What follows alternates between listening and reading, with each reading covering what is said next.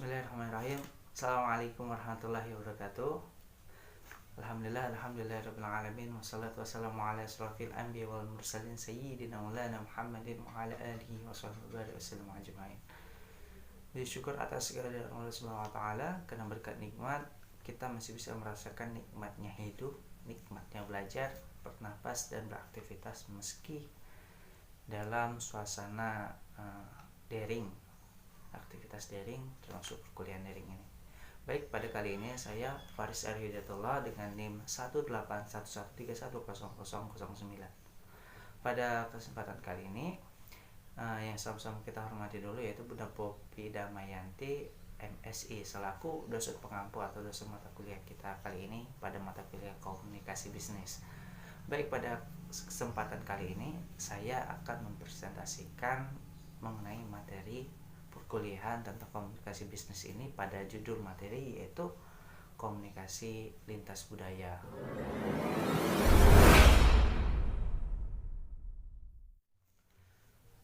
Baik, pada komunikasi lintas budaya kita ketahui bahwasanya komunikasi bisnis dalam lintas budaya ini sangatlah penting. Bagaimana pentingnya? Karena seperti kita ketahui bahwasanya komunikasi ini sendiri adalah komunikasi yang dilakukan oleh seorang individu dengan individu lainnya untuk menyampaikan pesan. Namun komunikasi bisnis lintas budaya ini adalah komunikasi yang dilakukan dalam dunia bisnis, baik itu komunikasi verbal maupun non verbal, yang dimana dalam kegiatan komunikasi ini sangat diperhatikan faktor-faktor budaya yang ada di suatu daerah, di suatu tempat, wilayah di mana tempat terjadinya komunikasi tersebut. Dalam dunia bisnis, komunikasi lintas budaya ini suatu elemen yang sangatlah penting. Kenapa? Ketika para pelaku bisnis atau orang yang melakukan bisnis ke daerah lain, melakukan ekspansi ke suatu wilayah lain, daerah lain, tempat lain, maka pemahaman, pengetahuan tentang budaya di wilayah yang diekspansikan, yang disebarkan itu harus diketahui.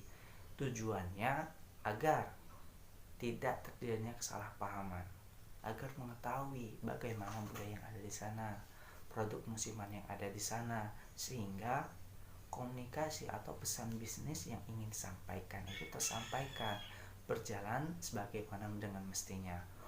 Itulah kenapa seorang komunikator atau seorang siapapun itu ketika melakukan bisnis itu harus mengetahui dulu bentuk komunikasi bisnis, terutama dalam lintas budayanya, karena ini suatu hal yang sangat penting dan tidak boleh diabaikan oleh seorang komunikator atau pelaku bisnis. Dalam komunikasi bisnis lintas budaya ini, budaya apa sih yang harus dipahami oleh seorang komunikator atau pelaku bisnis itu? Ya, budaya seperti normanya, tingkah lakunya, kepercayaannya, perilakunya, dan segala hal yang dimiliki bersama dalam suatu wilayah tersebut yang mereka terapkan dan menjadi kebiasaan mereka. Dan seorang pelaku bisnis atau komunikator yang melakukan bisnis harus memahami itu demi kelancaran kegiatan bisnis yang dilakukan atau komunikasi yang ingin disampaikan. Namun untuk itu seorang pelaku bisnis ini juga harus mengenali bagaimana perbedaan-perbedaan budaya yang mungkin dimiliki oleh seorang komunikator atau pelaku bisnis itu sendiri dengan orang-orang atau wilayah atau tempat yang mereka ekspansikan atau mereka lakukan kegiatan bisnis. Misalnya nilai-nilai sosial, nilai-nilai peran, nilai-nilai adat, nilai-nilai konsep mengenai waktu, konsep ruang pribadi, konteks budaya, bahasa tubuh, tingkah laku, budaya perusahaan, cara mereka berperekonomian dan lain sebagainya. Dan itu suatu hal yang cukup penting yang harus diketahui oleh seorang pelaku bisnis atau seorang komunikator dalam dunia bisnis demi kelancaran sehingga tidak terjadinya kesalahpahaman. Dalam melakukan komunikasi bisnis dalam lintas budaya atau melakukan kegiatan bisnis, komunikasi bisnis suatu tempat baru, wilayah baru, pastinya yang namanya hambatan, rintangan itu akan selalu ada. Namun jikalau kita menerapkan tips atau petunjuk ketika mendapatkan problem atau hambatan tersebut, maka kelancaran mungkin akan kita dapatkan.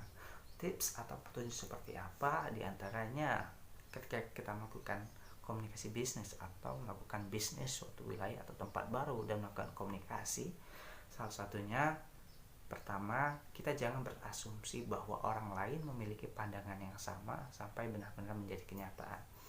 Kita jangan sampai menganggap orang lain itu memiliki pandangan yang sama seperti kita, memiliki asumsi yang sama, cara berpikir sama, dan nalar yang sama. Tentunya tidak, karena setiap orang itu memiliki cara berpikir masing-masing atau ya cara mereka berasumsi masing-masing, karena setiap budaya, setiap orang, setiap wilayah itu memiliki cara berpikir atau nalarnya sendiri. Selanjutnya, kita itu harus berani mengambil tanggung jawab atas apa yang kita komunikasikan. Jadi ketika kita menyampaikan bisnis atau menyampaikan pesan dalam suatu produk untuk meyakinkan misalnya, maka kita harus bertanggung jawab atas apa yang kita sampaikan. Yang ketiga, belajarlah mendengar suatu cerita yang utuh dengan menerima perbedaan tanpa memberikan pendapat. Jadi pelajaran di sini adalah tipsnya, yaitu kita harus menjadi seorang pendengar yang baik. Kita harus mendengar orang lain dulu dengan seksama, tanpa memotong, tanpa mengoreksi atau tanpa menyalahkan apa yang mereka sampaikan. Jadilah pendengar yang baik dulu, maka insya Allah komunikasi akan berjalan dengan sebagaimana mestinya. Yang kedua, tunjukkan suatu penghargaan. Kita harus memberikan suatu penghargaan atau suatu kebaikan kepada mereka, bahwa kita tunjukkan apa yang kita sampaikan itu baik sebagaimana mestinya, dan bahwasanya budaya mereka itu budaya yang baik, kita sangat menghargai seperti itu. Yang ketiga, empati. Sebelum menyampaikan suatu pesan, cobalah untuk membayangkan perasaan orang lain terlebih dahulu, bagaimana dan mengapa berkomunikasi.